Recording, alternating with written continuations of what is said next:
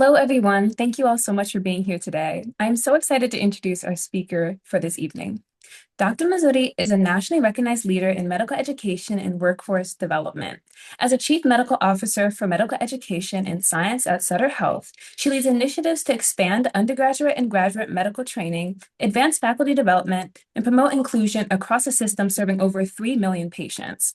In 2005, she was named one of Reuters' Trailblazing Women in Healthcare.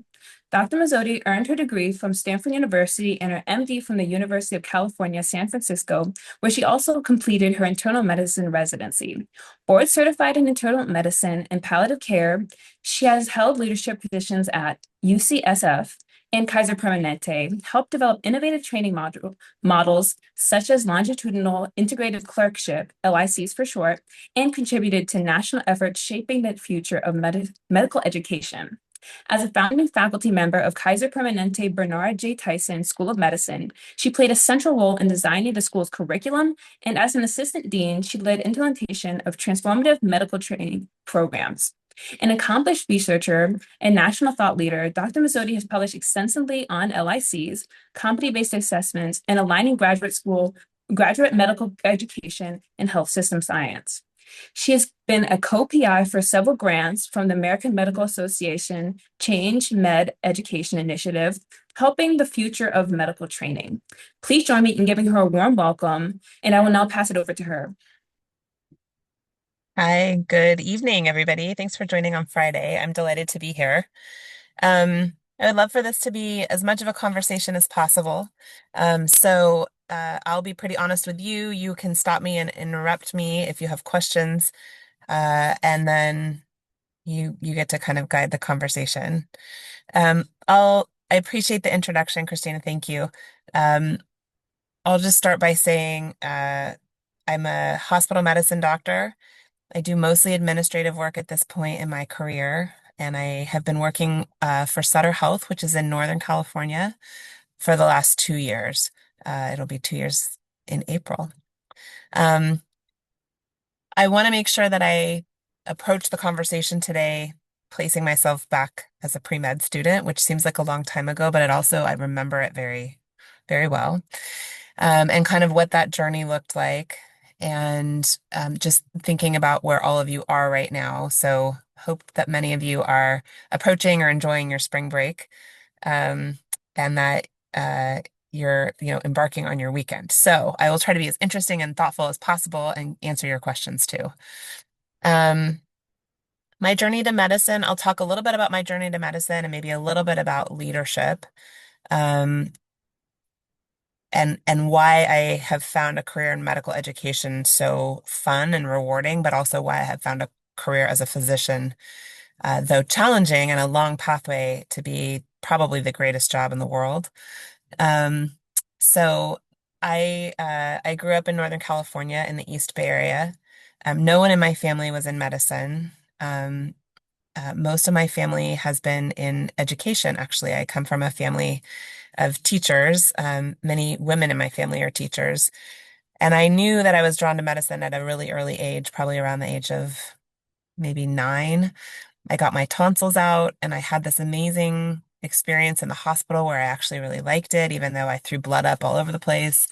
And then when I was in high school, I had a pediatrician who I just loved, and her nurse, Dr. Kim Langley, and her nurse Marie, and they let me spend time filing in their office. But when I wasn't filing or there was something interesting going on, they would sometimes pull me in or pull me in to show me something in the little lab that they had, and I was totally hooked.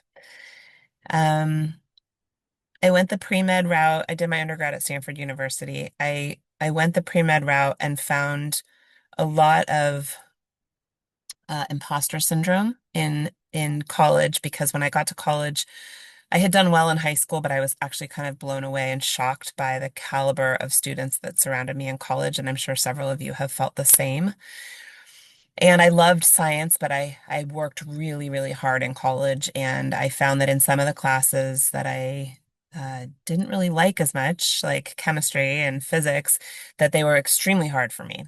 And so I took a little bit of an alternative path through that journey, and decided to take a little bit of time to take some of my classes either through summer school or just kind of fulfilling credits in other ways. I didn't do a formal post-bac program, but I did collect some credits outside of my own college to fulfill some of the pre-med requirements. And I found that to be over several summers actually really helpful because it offloaded my course load in college. And it let me take a few more courses that I wanted to take. And I loved biology and psychology, and I was a human biology major. So I recommend that highly. And just knowing that there's no one path to get to as far as fulfilling your requirements. Um, I also felt through the journey in medicine that maybe some of the things that people were really, talented at as far as coursework and grades and, just amazing students and incredibly bright. I was really passionate about connecting with people and conversations and communication and just trying to be the kind of doctor that I thought people needed. And I have found that even still, perhaps not always feeling like the brightest student of all my colleagues, and I work with incredible people. I have found that I really do still enjoy those connections with people, and that the meaning for me in medicine is around purpose and connection and just really taking care of people. I learned early in my medical school journey that there were doctor teachers. I didn't know there were doctor teachers. And of course, it makes sense because there are medical schools and doctors teach in medical schools. But I thought my whole career would be around patient care. And instead, what I've embraced as part of my career has really been around education. And so I'm very much still one of the teachers in my family. Um, I didn't necessarily think I would be in a career where I was doing as much administrative work as I am now. The work that I do at Sutter Health is overseeing our pathway and pipeline programs for students, all of our medical student relationships. So we have affiliations with 11 different medical schools across the United States. Um, we have graduate medical education programs, so residencies and fellowships, which we're trying to quintuple over this decade. So we're going from, you know, I don't know, 18 programs. We'll be at 30 programs this year and continuing to build. So we'll go from about 200 residents to about 1,000 residents. And our name hopefully is something that you're going to keep hearing because we cover a very large area in Northern California. We have 24 hospitals, um, 12,000 doctors. In the news recently, Sutter Health just announced a intended merger with Allina Health, which is a large health system in the Minneapolis-St. Paul area. So we're also expanding to a more national model, and it's a really exciting time to be at Sutter Health. Um, I finished my residency training at UCSF. I realized that I loved medical education. I stayed there on faculty for a few years. And then I felt that there were so many wonderful things about university-based training, but I also felt that I wanted to practice real world medicine. And I was interested in thinking further upstream around prevention. I'm also boarded in palliative care, actually. And so that's been a kind of a guiding light for me as well. And realized that people were getting sicker and sicker in the hospital, and we needed to be thinking upstream about how you do population health and preventative care so that you keep people healthy and, basically don't allow the chronic illness to proceed. Or when it does, they're in good hands, but you're also working upstream. And that's a tricky place to be because people aren't necessarily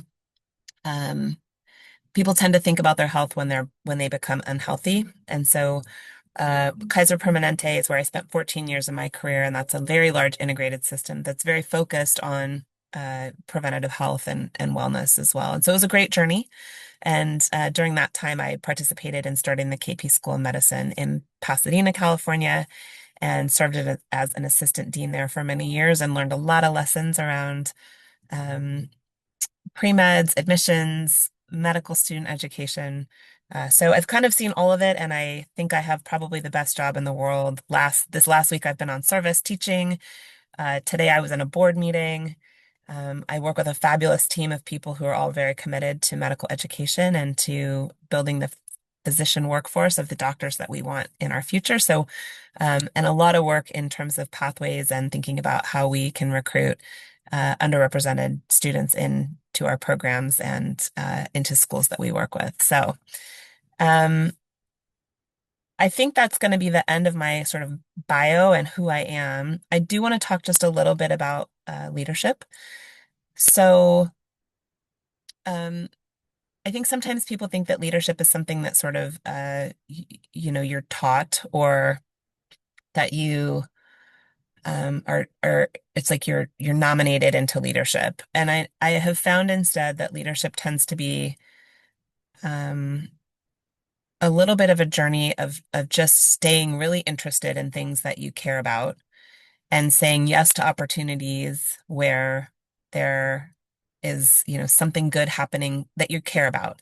I think a lot of us have been through places, in high school and even in college and after where, it'll look good on paper, but it's not really something that you're not really that excited about. And so finding the things that make you excited and seizing them and spending your time and energy making those places and spaces better is what I think leadership looks like. And sometimes it's an uncomfortable journey because you sort of look to the right and you look to the left and nobody else is stepping forward and you're like, I guess I'm going to help. Um, but there's tremendous growth in pushing yourself into those spaces and places. And most of my journeys have been either that I stepped forward and because I cared, or someone who was a mentor or a colleague, and I'm sure everyone says this, are people who said, "Hey, this looks like something that you should do. I think you should do this." One example was when I was a young mom, I was working for Kaiser and I had two kids under 5, and the medical school at KPSOM was starting, and I lived in the Bay Area and the school was in Los Angeles. And I had a colleague, a mentor, who called and said, "Hey, I think you should be involved in this. I think you should come down and interview." And I said, "Thank you very much, but I just have too much on my plate right now. I can't do it." And he said, "Okay." And then he called me back the next day and he said, "I don't accept your answer.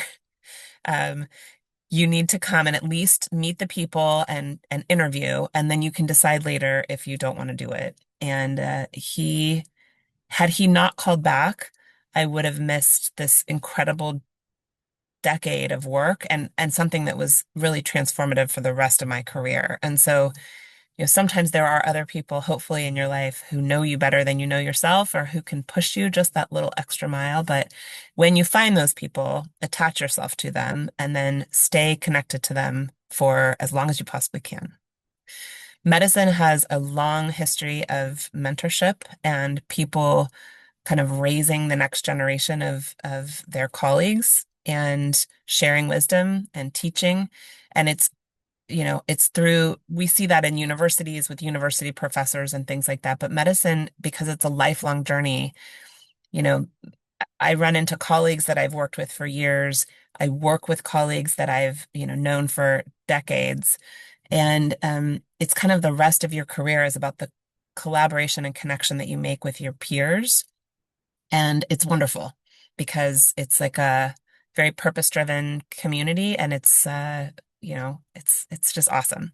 So your career can be, everything from, direct patient care, inpatient, outpatient. You can have research if you're interested and kind of dabble in that and find out if you like it, administration and leadership, education. Like there's just a whole world open beyond just what kind of doctor you're going to be when you grow up and whether or not you're going to get into med school. So it's kind of a lifelong journey. So I will pause there. I think I'm happy if there are specific questions that I can answer or, questions that you have, but it's up to you guys.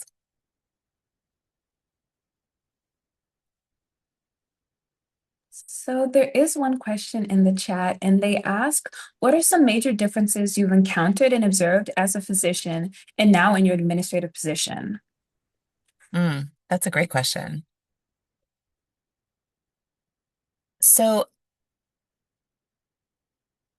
as a physician, I would say you spend the first like 27 to 30 years of your life, and it's really focused in sort of your 20s in creating expertise and in, very deep scientific learning, right? Like really, really deep. So biochemistry, like all the way into all the details, and anatomy, all the way into all the details. And the knowledge base only continues to grow for medicine, which makes it very, very challenging. But the skills that you rely on, I think, when you're becoming a doctor have to do with memorization and deep learning, um, which is also some regurgitation and like, right, just getting through the bulk of material. It's a little bit isolating because it's really you and your brain trying to digest information.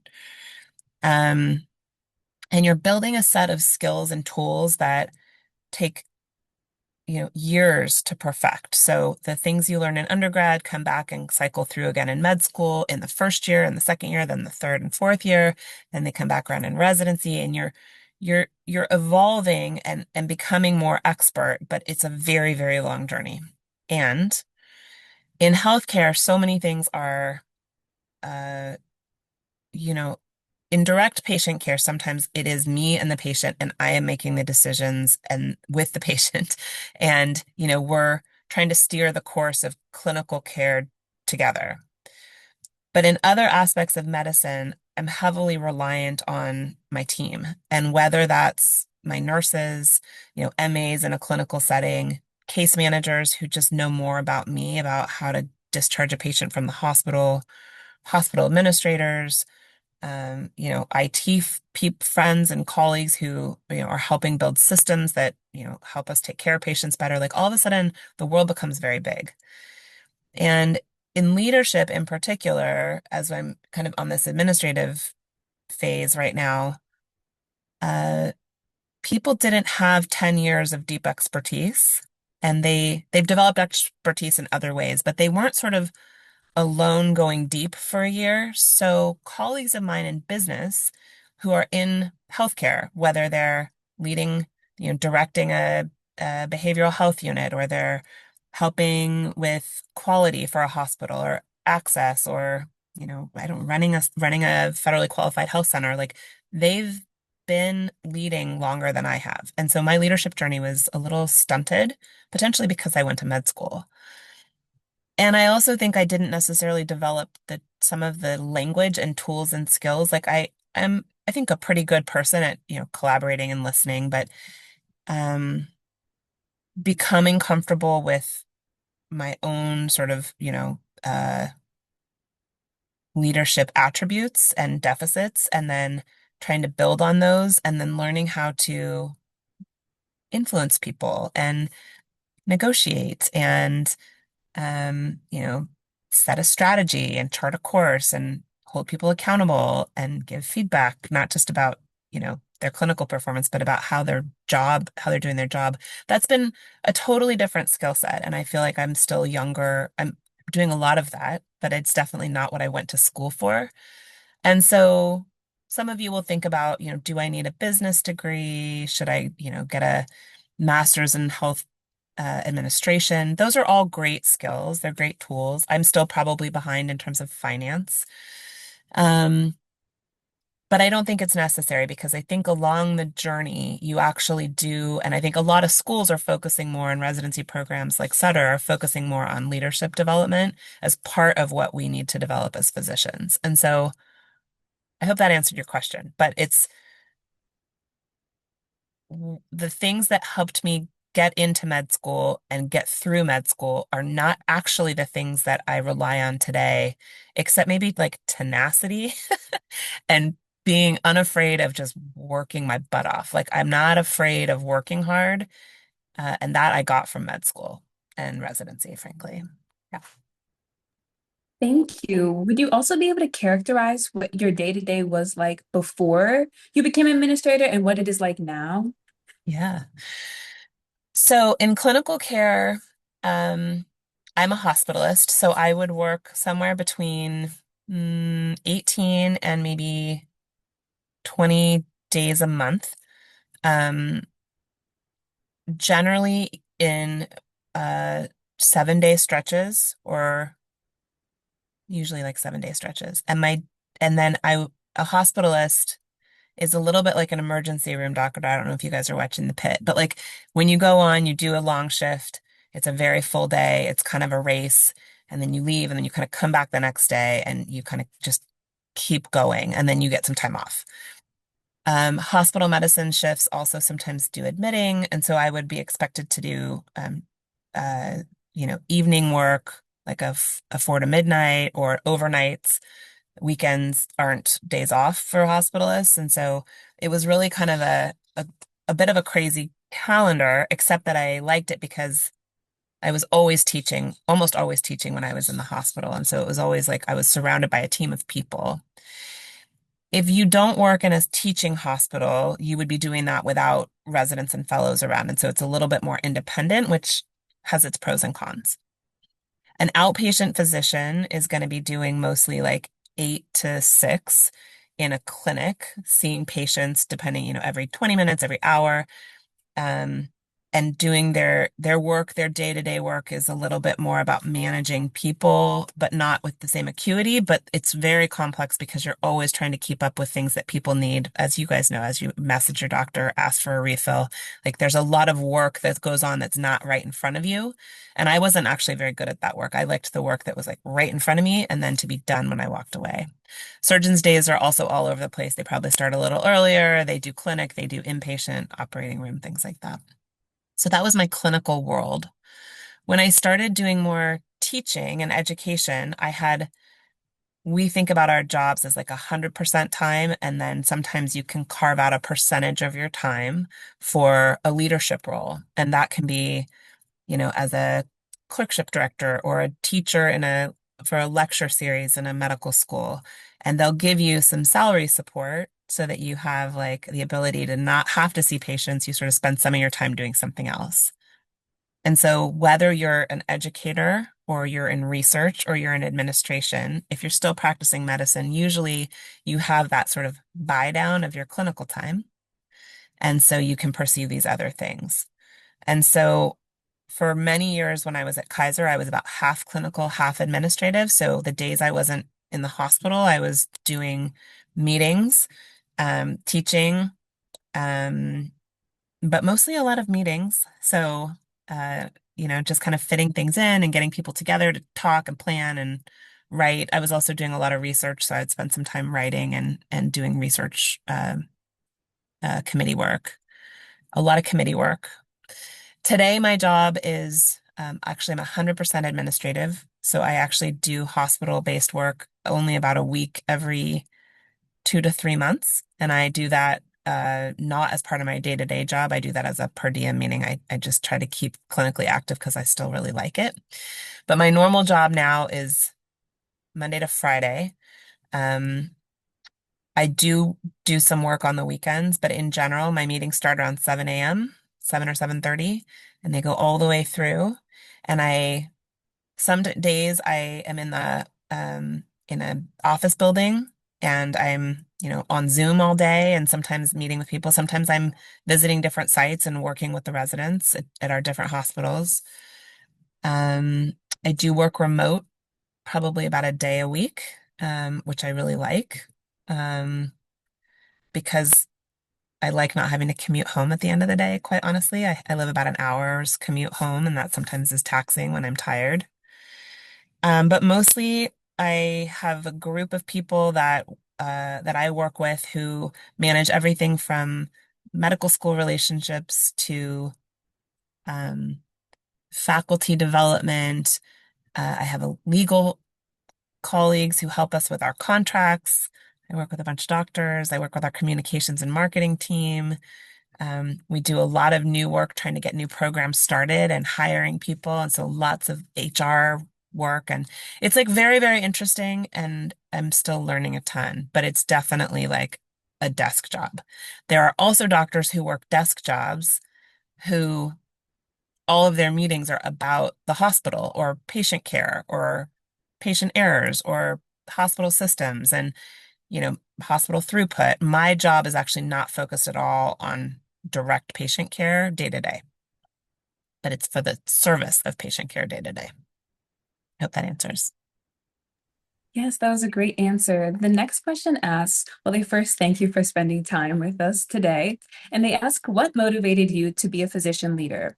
How would you describe being a physician leader and being different from just being a physician? And they thank you. Hmm. I actually think all doctors are kind of leaders because even if you are a physician, you are often thought to be sort of the you are sort of ultimately responsible for care, and therefore you are kind of the lead decision maker, even on a team in the clinical setting. And so while you collaborate, eventually it kind of is your decision. And so there is a lot of leadership inherent in clinical care. Um, as a physician, like, why did I choose to become a physician leader? I was kind of that kid. I think I have a little bit of an achievement issue. Like, I like to lead. I liked to like run for student council and like be the person who, I don't know, started a club and then was like, I always liked doing stuff like that. I like creating things that don't exist. And then I did actually like leading things. So I would say if you were gonna tell my future, my old, my high school self that this is where I would be, I think I would have not been surprised that I was doing something else, like building things and building this infrastructure around education. Uh, because I also actually get bored a little bit easily, and so I really love the variety of my job. And I think that's another thing that I really like about medicine is that, I mentioned you can be a education leader, a research leader, an administrative clinical leader, but I'm never bored. I'm often a little overwhelmed, but I'm never ever bored. And I'm always learning. And medicine alone for me, taking care of patients day in and day out, was not feeding my growth mindset and like feeling like I was maybe achieving or building. So it's been a really great journey, but it was a really natural space for me. I couldn't do clinical work 5 days a week. I would not be very good at it. I think I would have burned out a little while ago. Thank you. This next question, you kind of touched upon it, but when did you know that you wanted to do administrative work? Hmm. When I was in my third year of medical school, in the third year of med school, like the first 2 years in many schools are kind of more classroom based. And I was just trying to be a doctor. My third year of medical school, when I went out onto the wards in the hospital and I was working on a team, I rotated on service with a woman named Karen Hauer, who's now the Vice Dean for Education at UCSF. And at the time, um, she was a clerkship director, meaning she was an educator who was spending, 40, maybe 30 or 40% of her time responsible for the third year medical students rotating on medicine. And so she would meet with us in the middle of the rotation and she would teach us the didactics. And I had already been a TA in college and a TA for a year after college. And then I had done some, peer teaching in my first 2 years of med school. And I was like, oh, you can actually, this is a job. I didn't know this was a job. She was probably the first time when I thought, oh, how do you create this? What do I have to do to be a clerkship director? And so I, um, I did some work. I talked to a lot of people. I looked around then for different people who were doing things that I thought were interesting. I asked a lot of questions. Um, and then I learned that there was like a resident certificate that I could take around education. So I applied to be in this certificate program, and then I basically went to these courses like in the evenings, my last year of residency. Um, and just started falling in love with it. And Karen actually ended up being somebody who brought me onto a project, which was developing this new clerkship pathway at UCSF, which was longitudinal integrated clerkships. It was just like a different way of doing clinical training in the third year of med school. And from that, it was building something. And so I jumped in and we studied it and we did it and we tried to expand it. And that's actually how I ended up at Kaiser, was trying to expand that model outside of UCSF with an affiliated site. So I would say part of it is circumstance, and then part of it was being very deliberate about finding people that I liked who seemed a little bit like me or who were doing things that I could imagine myself doing and finding joy in. And not everybody wants to talk, but mostly people really are very generous with their advice. So asking for advice is a really easy way to connect with people and sort of learn more. It's also a nice way to find mentors without saying, "Will you be my mentor?" It's like, "Do you have advice for me?" And then at the end of the conversation, you say, "Would it be okay if I reached out to you again in a few, in a few months or a few weeks?" And then they start to mentor you. Thank you. This next question asks, where can I look or what experience should I get to get an idea of what I want to do in medicine before applying to medical school? It seems like I should have some kind of path or specialty in mind, and they ask if you had one. Mm. Yes, I did have one. I was going to be a pediatrician. Um, then I was going to be an orthopedic surgeon. And then I was going to be a hepatologist, a liver doctor. And then I was going to be a cardiologist. Then I ended up as a hospitalist. So I will tell you, going into med school, I thought I wanted to be a pediatrician. I did a lot of work as like a summer camp counselor. I worked as a swim instructor and a lifeguard. Like I was always working with kids and I loved working with kids. And so that was a very natural pathway. I think what I would say to answer that question is it would be surprising if you actually knew what you wanted to be, because when I started taking care of pediatric patients, actually, I found sick kids really sad. And I also found parents a little crazy. And I realized that maybe this wasn't the best journey for me. I was better at emotionally handling patients who were sicker, who had lived more full lives. Um, and I also learned through the journey that like I wasn't really a great surgeon. I, I didn't want to spend my time in the OR with the patient asleep. I wanted to spend time with the patient awake. So as you enter med school, you begin to sort of try on specialties. But it's okay to say what you think you might want to be and to explore that so that you have a good story for your applications. You know, no one judges you if you don't become a pediatrician, but you guys know from applying to things and, a good through line, a story that says, here's who I am, these are the things I like, this is how I can see myself contributing in the future. That's the story. So whether you are a tinkerer who went into engineering and wants to develop devices and be, a interventional radiologist or a surgeon or someone who does procedures, like that's the through story.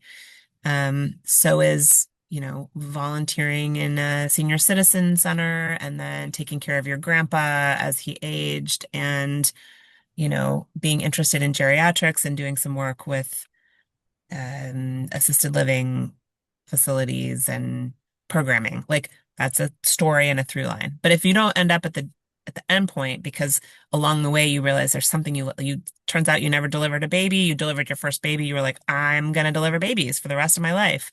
That's very normal. But I do think it's helpful to think about service as a proxy for medicine, working with people who are either ill or maybe not at their best, incarcerated, people with disabilities, learning about yourself as you're working with people who come from, a different space than you. I think those are also really good through stories. And then contribution to community. People, are always looking for like, what have you done besides things that were for you? How did you contribute meaningfully outside of just serving yourself?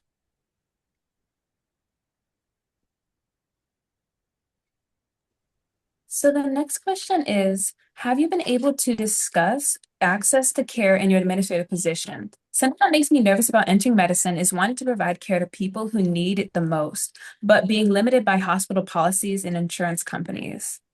Mm. That's the $64,000 question. Yeah, it's it's an important question.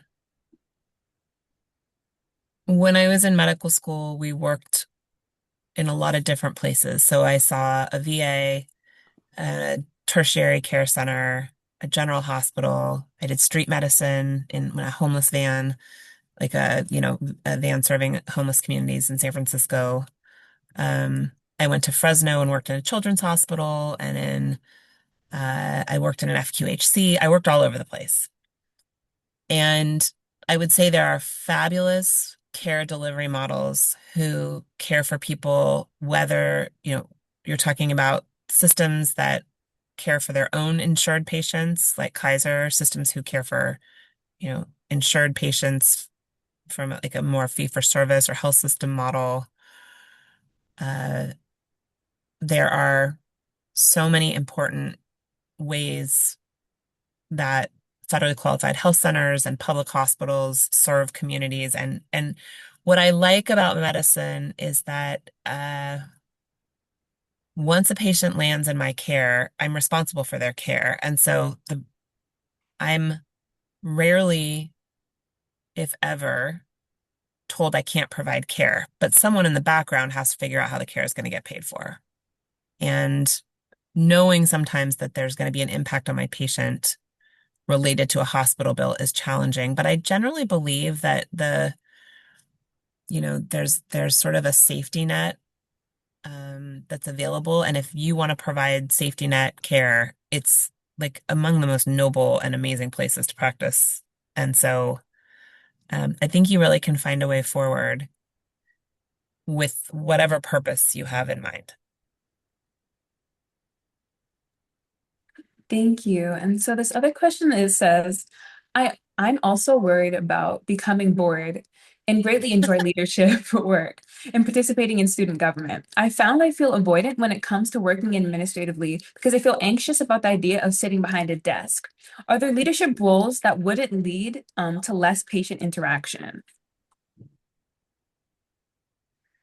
Um, Yes, I have several colleagues who work as chief medical executives of a hospital. So they're in leadership meetings, but their meetings are in the hospital and generally around patient care. Um,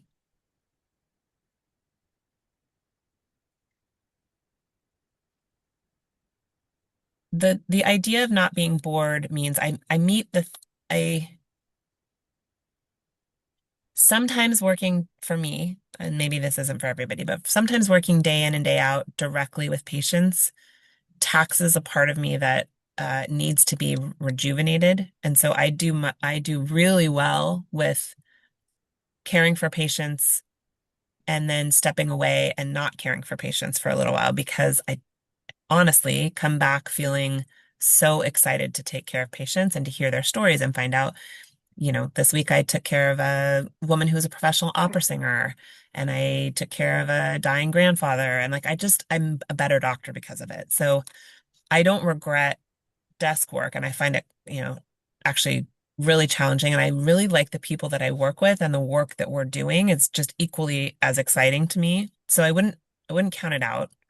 I'll also say as a woman that the flexibility of sometimes not being beholden to care, constant patient care means that there's a little more time for me to create flexibility in my schedule so that I can be present at my kids' carpool or soccer games, or I can travel on a Friday afternoon. I have a daughter who's an athlete and she has to do some traveling, and so I can take her. And if I was having to call out of a clinical duty or impact patient care because of that, one, I would not. Two, if I had to, I would be putting a burden on another colleague of mine to pick up my shift. And sometimes people do that willingly, but really you have to find a person who wants to trade you. And so I do appreciate the flexibility that administrative work has given me that doesn't, there's flexibility in like the business world that's really not part of the flexibility of patient care. Um, so I'm not bored. You mentioned family. The next question is, are you able to have a family as a doctor and in leadership? And if so, how do you recommend being able to balance the two effectively and complete goals that you have in terms of those non-professional related career like goals? I love this question. If you figure out an I think she's answer, still working on it. Yeah, I think you're yeah, still if you working on figure out it. an answer, let me know. But uh I have a very full life. Like I'm married. I've been married for 20 years. My husband has a job that's a little more flexible and he works in our hometown. And so sometimes he's able to have the flexibility too. That was a choice that we made.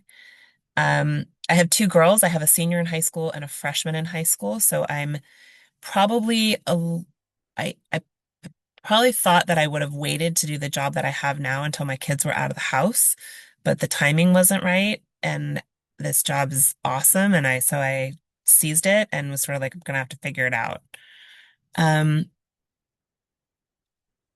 I worked 80% time when my kids were little, and then went up to 100% time when they were more in elementary school age. We have juggled every piece of our lives, grocery shopping, laundry, childcare, transportation, sports. Like, I think the best advice for you is if you can find a partner who is truly like a partner for you, um, and share all of the work of the other job besides your work job. That's probably what's been made it really possible for us. Um, and I would say it is an imperfect journey. We have changed course on different preschools, daycares, carpools, like, it just no one tells you how to do this. And so you discover a lot about yourself as you're going, and parenting's like super hard. Um, and we've been mostly lucky because our kids are mostly healthy and they're, mostly pretty capable, and but it's definitely challenging. You definitely can have a family, and medicine is so flexible because you can do it in so many different ways, and there are so many options available to you as a physician for how you choose to shape your career. I think it's an incredible career. The issue is that it can be really hard to have kids in residency just because your time is sort of not your own. And so I had my kids after we graduated from residency in my first year. Um, However, I actually do have plenty of colleagues and even a resident I was working with last week who has an 8-year-old and a 1.5-year-old at home. So there are lots of ways to do it, and it's hard. So maybe you should talk more about finding a good, how do you find a good partner? I'm just kidding. Honey? I That's a know that joke. was lucky. That's a joke. Sorry. Um, I have a question. So how do you manage so many things with so far distances? I know like telecommunication and all those things, but how are you able to do all of like such a vast area? Like across the geographic area, Yeah. or yeah, I travel a lot. I'm sitting as we speak in my electric car in a parking lot, because I couldn't get from where I was this afternoon to home. So speaking honestly, like I'm in a car. Um, when I was working for KP School of Medicine, I was either, you know, in our office in Oakland or I was in Pasadena, and so I was traveling away by air a lot. So I was away from home, which um was an incredible experience, but was getting harder as the time was passing because I felt like I was away more and more. These days, I'm very flex. Uh, I'm very, very possessive about my calendar. So I have an administrative assistant who helps me with my schedule, but I look ahead many months and block time so that I can go on vacation and go to events that I know are happening. Um, I schedule my clinical time and then I put it all over the calendar so that I try not to have meetings held, but they sneak in anyways. I spend a lot of time looking ahead to make sure that there's sustainable days. And where I'm traveling, I'm trying not to, if I know something's on the calendar where I'm going to be gone Tuesday and Wednesday, then I try not to be traveling Monday, Thursday, and Friday. But sometimes it doesn't work because it's not my choice. Um, but I think it's around kind of sustainability, and I try to find pace.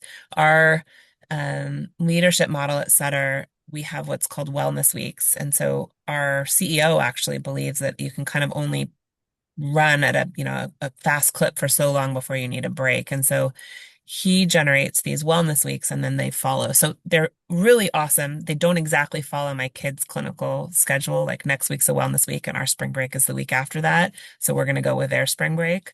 But for the most part, I think the ability to protect your schedule as much as you can when you have the ability to do so. And then um, I spend a lot of time getting up early to exercise because it makes me feel normal and like healthy.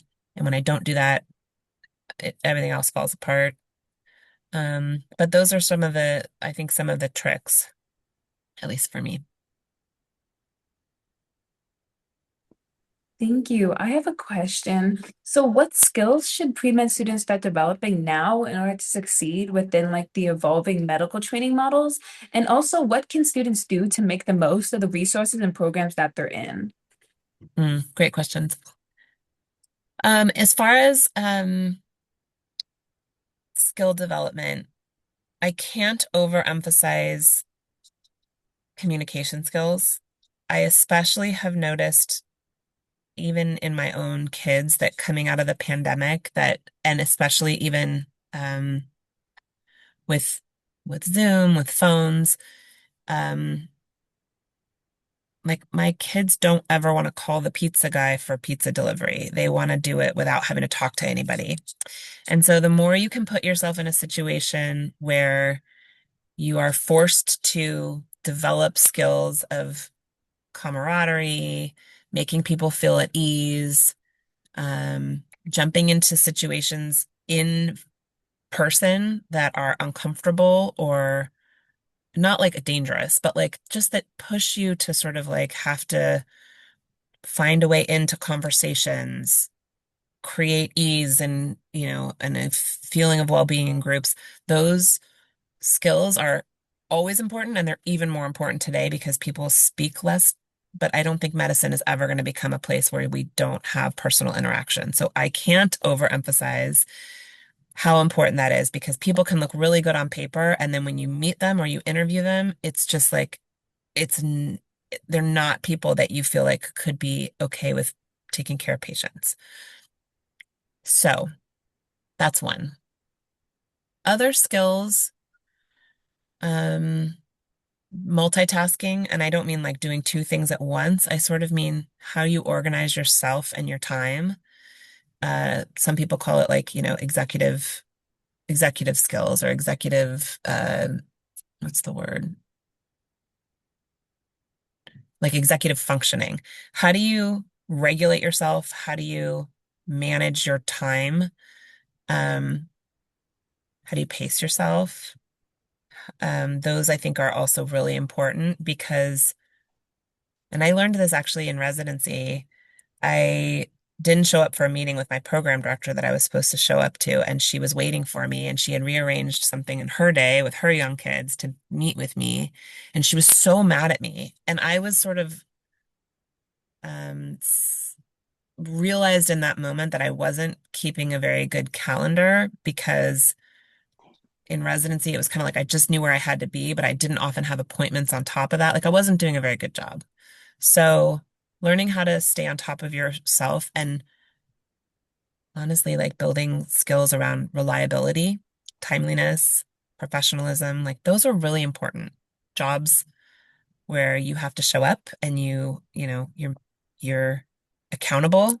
I think those are really important. Other than that, the rest of the skills, frankly, I do think you can be taught and they come with time. Um, I don't expect my pre-med students, entering med school to have become scribes. But I think something important about like if you scribe is you often are interacting with people. So you're starting to build that competency. Um, I do expect people to have, like, worked, contributed. What work tells me is that you are accountable. So, sustained work, regular work, even if it's volunteer work, I think that's really important, not just because, you know, you're showing that you care about something, but also that you're accountable to that. Those are probably good answers. There was a second part to your question. Sorry, what was it? The second part was just It was about, oh gosh, I'm blanking now. But it was centered around how can you utilize the resources and programs to the most, like to the highest degree. So, depending on where you are, college, community college, um, in different places, advising for pre-med advising is very different. Um, I didn't find a lot of use in some of the pre-med advising. Um, I would say resources to utilize are people who are in like, like I said, people that you see that you're like, I want to be like you. You might not even be a doctor. Maybe you run a youth group that I've been involved in. Maybe you are, a counselor at a camp that I've worked at or a director of some program that I've been volunteering with. But like those people are succeeding. And so getting their advice, getting to know them. Um, I'm a big fan of, obviously pre-med groups and pre-med pathways through organizations like SNMA, LMSA. Like there are often medical organizations that have pre-med routes, and I think those can be very useful. You guys have a lot of resources, more than we ever did online, and Reddit and YouTube and those kinds of things I think are great. Um, but ultimately, I would also encourage you to stay present where you're at as much as you're looking ahead because um, it's a really long road. And I actually personally regret some things that I missed even in college because I was trying to study for physics tests and didn't do some things that looking back would have been way more memorable or fun than the stupid physics test. So I think you got to find that balance too. Thank you. And so the next question is, were you chosen for these leadership positions or did you actively apply for them? Um, I did apply for example, a certificate program that I was part of, a teaching scholars program that I was part of. I did apply and was selected. I applied for the clerks. I did apply. All of these jobs, I went through an application process, um, but had sort of developed you know, I was primed, I think, for these positions because I had been working to get the skill sets and I was interested and had kind of put in my time. Um, but yes, there were also positions along the way that were like step forward positions. Those weren't necessary. A lot of times in academics, like a position that allows you buy down time for your job, like requires you have to apply. And it's got to be sort of a democratic process. Research is not a democratic process. Research is like I wrote a grant. The grant gave me $50,000 a year for 2 years. And so now I can buy down my time for my salary by $50,000 a year so I can pursue this research or, less time because I also have to fund overhead for the research project that I'm on. Um, but for the most part, they were all applied positions. Thank you. And so you mentioned that you were at Stanford and that you took classes at other places. And so where did you take those classes and how were you able to manage all of those Yeah. responsibilities? Let's see. I had AP credits for math, so I passed out of math, which was great because I think I would have just flailed in calculus at Stanford. I took my physical chemistry at Stanford. I took my organic chemistry in an advanced, like kind of an accelerated summer school program at Santa Clara University one summer. And I was taking classes and then I was working like 25 hours a week at a bank. Um, you do have to learn to talk to people at banks too. And that taught me that I didn't want to work at a bank, which was also not surprising, but very helpful. Yeah, wait until you get to tell people they spend more or Yeah, your it's very, account's a negative. yeah, there were some rough conversations there. You have to learn Um, CPR with that as well. right, totally. Then I took a class actually very early I took a class through like Ohio University, not Ohio State. Ohio University had like a independent study program for certain classes, and I took my final quarter of physics. Stanford had physics that was like instead of like 2 semesters, it was like you took the first semester of physics in a quarter, the second semester in a quarter, and then there was this leftover quarter in which you had to take modern physics, which I was like, I don't understand physics. I'm barely getting by. So I took it through like correspondence school, basically. I don't know. I mean, I got an A and it counted for physics. Nobody really ever asked me about it. But I did better in my summer program and my correspondence program than I did in those classes when I took them at Stanford because of the curve. And I honestly, I I don't know if I should say this, but I do consider some of these as just hoops you have to jump through, right? Like, I don't think that to be a physician, I need physics. And I don't think that to be a physician, I actually needed as much chemistry as I took. And I didn't really need calculus because I don't remember anything about calculus. They are foundational and you should take them, but you can find lots of ways to do those. Post-bac programs, I think, are also great. They're well paced, they're at the right level.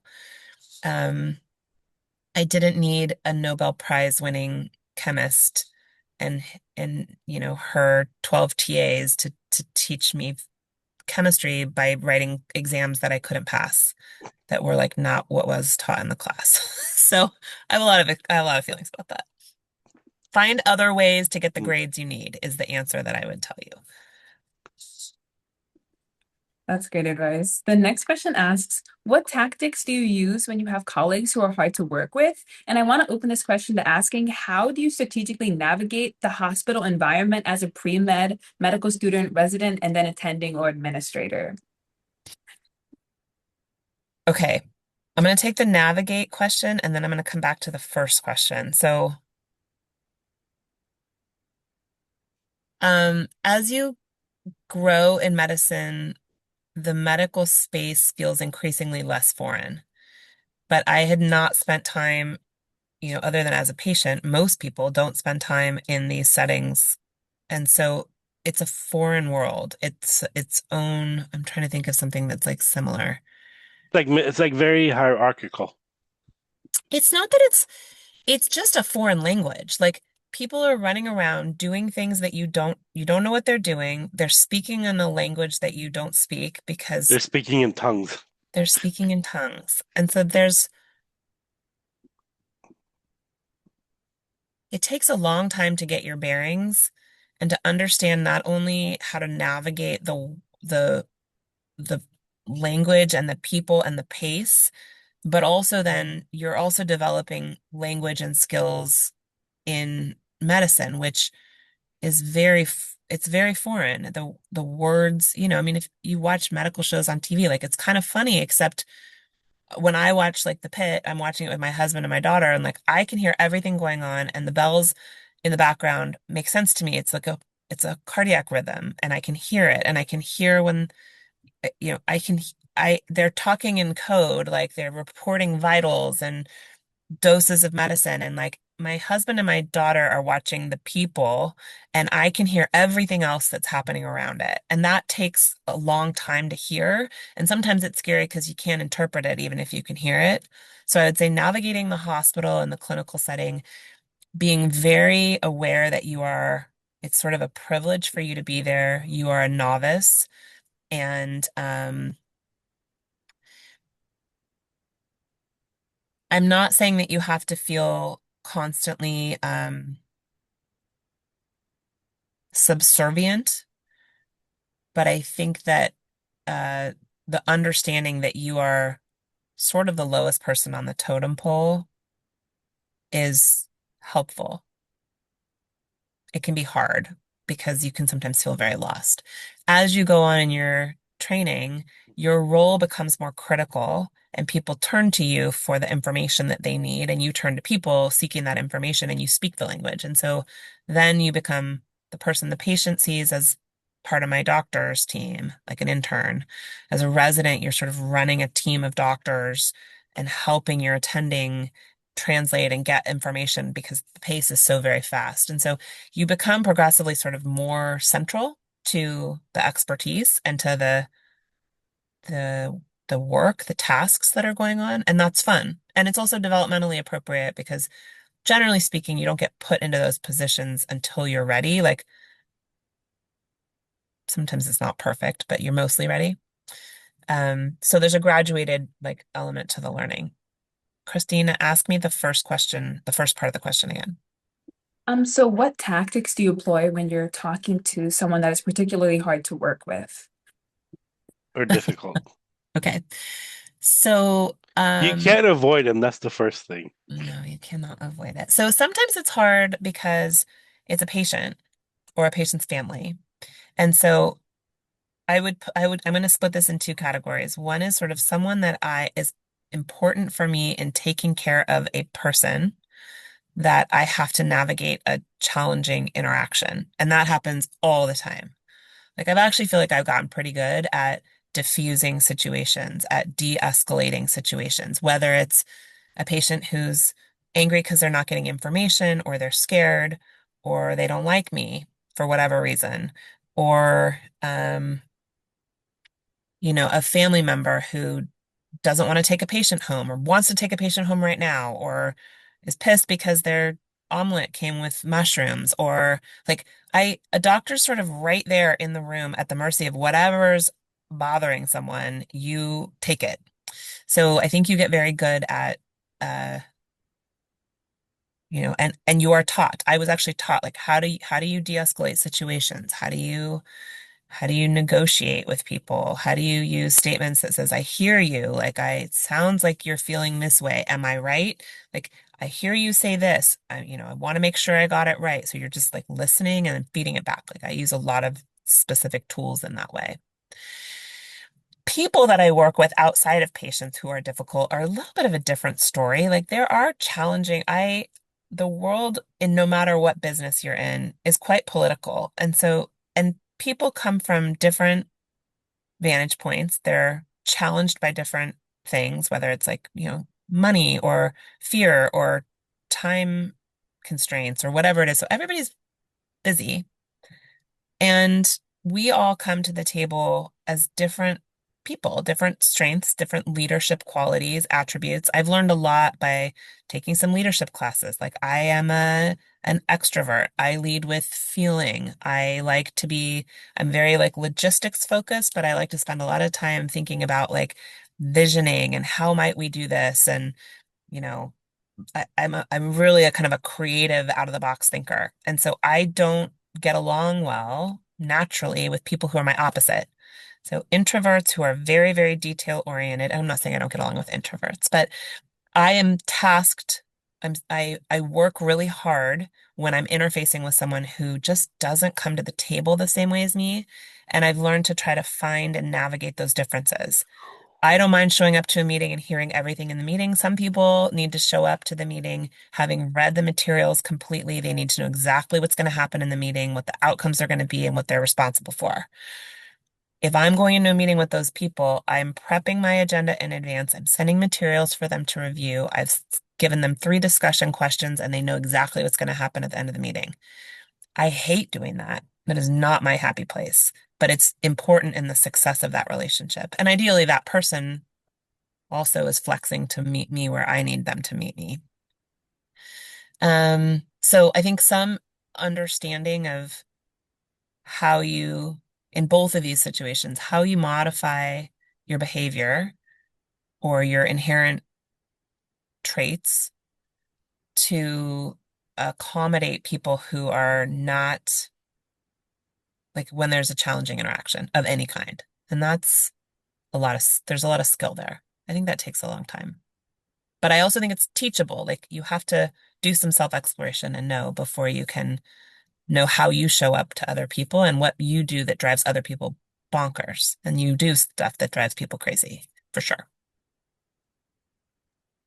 Thank you. This next question is, if you could go back in time to when you were a pre-med and give yourself advice, what would it be? We've talked about finding people who do things you like. who are kind and like want to grow you, that's a very good piece of advice. Well, that's an important, that would be what I would tell myself. What else? Keep going. Like you are not going to hit it perfectly. There are a lot of roads to medicine. If you need to slow down to get there, you can. Um, your journey towards getting into medicine might not look like other people's journeys. Find the sort of story and why your journey is different and what that gives you in terms of leverage. Um, Pursuing medicine, I think there are, first of all, being open to other pathways to medicine. So if it's not an MD program, a DO program. Like at the end of the day, I work with tons of DOs. I was actually very biased. I didn't even apply to osteopathic schools because I didn't know what it was. So exploring different journeys into becoming a physician. I work with a lot of fabulous DOs. I didn't know what they were when I was in medical school. Um, Navigating, uh, knowing that perhaps if you don't make it into medical school, that you know, PAs and NPs are incredibly important and valuable members of our teams, and they do great work.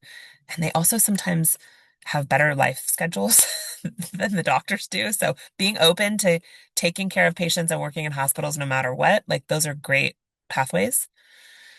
Um, what else would I have told myself as a pre-med? Have more fun. Stop being so stressed out all the time. Yeah, those are probably what I would have told myself. I was way more type A, like on a mission as a pre-med, and I would say I've gotten more and more relaxed every year. Um, I wish that I hadn't been so stressed out. I don't think it was particularly helpful. I don't know how you teach that though, if you are a person who is stressed out. That's why wisdom is important. Wisdom is important.